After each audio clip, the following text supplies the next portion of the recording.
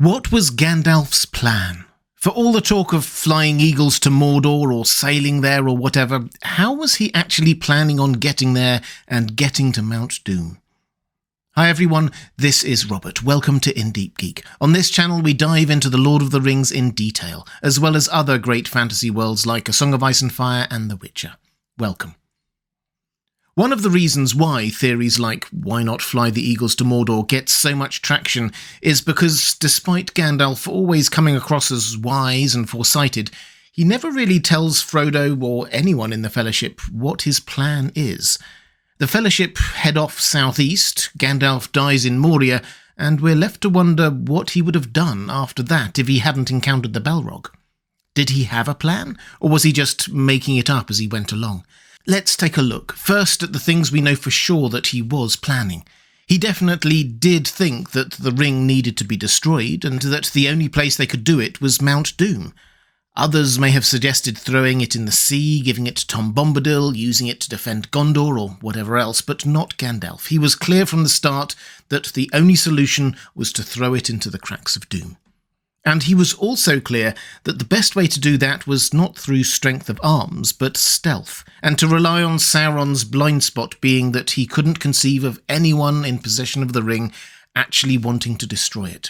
As he says at the Council of Elrond, "For Sauron is very wise, and weighs all things to a nicety in the scales of his malice. But the only measure that he knows is desire for power, and so he judges all hearts. Into his heart the thought will not enter that any will refuse it, that having the ring we may seek to destroy it. If we seek this, we shall put him out of reckoning." But how was Gandalf proposing to do it? Well, there is an answer to this, and I think it's quite a surprising one. But to see it, you have to go right back to when he first understood what Bilbo's ring actually was, and what it meant for Frodo. He rushes back to Bag End, confirms that Frodo still has the ring, explains the whole story to him, and that he thinks it needs to be destroyed in the cracks of Doom, and that the fate of the whole world rests on it. Then he says this. "And now," said the wizard, turning back to Frodo, "the decision lies with you. But I will always help you." He laid his hand on Frodo's shoulder. "I will help you bear this burden as long as it is yours to bear. But we must do something soon. The enemy is moving." Frodo here asks for a moment to think about it and take it all in, which is probably fair, and Gandalf gives him that, then turns back to him. "Well," said Gandalf at last, "what are you thinking about? Have you decided what to do?" "No," answered Frodo, coming back to himself out of darkness, and finding to his surprise that it was not dark, and that out of the window he could see the sunlit garden. "Or perhaps yes. As far as I understand what you have said, I suppose I must keep the ring and guard it, at least for the present, whatever it may do to me." "Whatever it may do, it will be very slow. Slow to evil, if you keep with that purpose," said Gandalf. "I hope so," said Frodo, "but I hope you may find some other better keeper soon. But in the meanwhile, it seems that I am a danger to all that live near me. I cannot keep the ring and stay here. I ought to leave Bag End, leave the Shire, leave everything, and go away." At which point Gandalf advises him on a pseudonym he should use, Mr. Underhill, the need for speed and secrecy, and when Frodo rather belatedly admits that he doesn't know where to go, Gandalf says, "But you cannot see very far," said Gandalf. "Neither can I. It may be your task to find the cracks of Doom, but that quest may be for others. I do not know. At any rate, you are not ready for that long road yet. If you want my advice, make for Rivendell.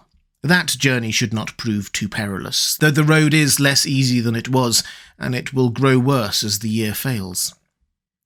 Frodo obviously takes the advice, and the plan is made to go to Rivendell. Frodo then suggests waiting for a particular date before leaving. Gandalf seems a little put out, eager to leave soon, but again lets Frodo's decision stand. So note here how Gandalf repeatedly waits for Frodo to decide what to do, then gives advice and support about how to do it. It's therefore Not Gandalf's plan, per se, it's Frodo's, and Gandalf is just helping with the practicalities. I suspect that Gandalf would have been a bit more forceful with his opinions had Frodo decided to do something crazy with the ring rather than take it to Rivendell, but the principle here is that Gandalf's plan from the start was to let Frodo decide, rather than him tell Frodo what he ought to do. And of course, whatever idea Gandalf had about that journey to Rivendell, things panned out a bit differently. The hobbits stayed longer in the Shire than he had wanted, Merry and Pippin came along for the ride, the near-fatal diversion into the Old Forest and the Barrowlands, the encounter at Weathertop, Gandalf's own imprisonment at Orthanc. And yet, somehow, letting Frodo decide when and how to leave, which route to take, who to trust and who not to, worked out. The hobbits and the ring made it to Rivendell. So perhaps it isn't really a surprise that at the Council of Elrond, Gandalf sticks strongly to his position that the ring must be destroyed, but is noticeably quieter on how exactly they will go about achieving that. There's actually very little discussion at all about the dangers of Mordor or which route they will take. Gandalf and Aragorn spend some time in hushed conversations over maps before they leave, but it's very clear from what they say later that they hadn't exactly come up with a firm plan. In fact, the Fellowship as a whole, including Gandalf, are told clearly by Elrond that they are not there to lead Frodo, just be his companions for as long as they wish to. The only charge is placed on Frodo himself as ring-bearer. Still, Middle-earth geography demanded that they had to get to the other side of the Misty Mountains one way or another, and Gandalf definitely did plan to go via Lothlorien and Galadriel on the other side. She and Celeborn had messages from Elrond to that effect, and as Gandalf says when the party are still not too far out of Rivendell, "We must go down the Silverlode," that's the river through Lothlorien, "into the secret woods, and so to the great river, Anduin, and then—" He paused. "Yes, and where then?" asked Merry. "To the end of the journey, in the end," said Gandalf. "We cannot look too far ahead. Let us be glad that the first stage is safely over." So Gandalf expected the Fellowship to go roughly the route they did, and then they would need to make a decision. Boromir clearly wanted to go to Minas Tirith, and Aragorn was also committed to go there, but then a decision would have to be made. What would Gandalf's plan have been then?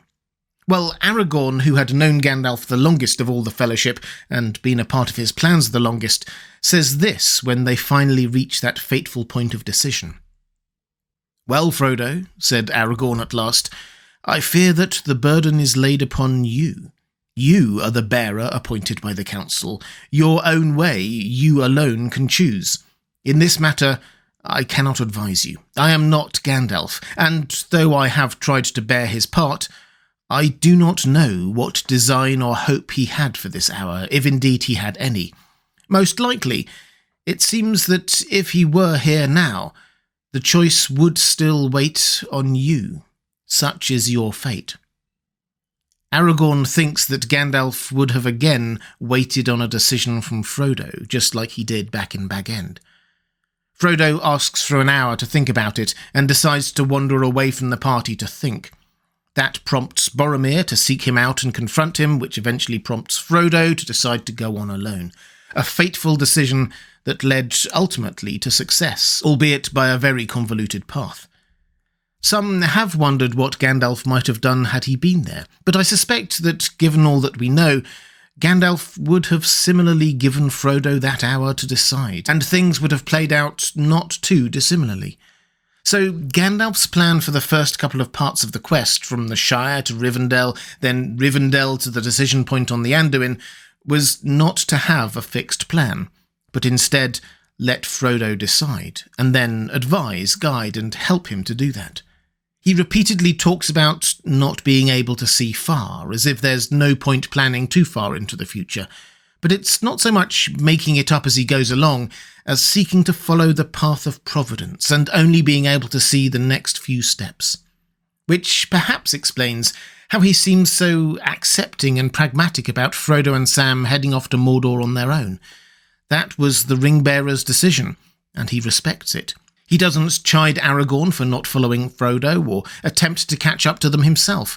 No, when he does think of them, He seems to be more focused on finding the hope in their choices, and how he and others might support them from afar, as per this exchange with Pippin after they hear about Faramir's encounter with Frodo and Sam. "Tell me," Pippin said, "is there any hope? For Frodo, I mean, or at least mostly for Frodo." Gandalf put his hand on Pippin's head. "There never was much hope," he answered, "just a fool's hope, as I have been told. And when I heard of Cirith Ungol—" He broke off and strode to the window, as if his eyes could pierce the night in the east. "Cirith Ungol," he muttered. "Why that way, I wonder?" He turned. "Just now, Pippin, my heart almost failed me hearing that name, and yet in truth I believe that the news that Faramir brings has some hope in it, for it seems clear that our enemy has opened his war at last and made the first move while Frodo was still free.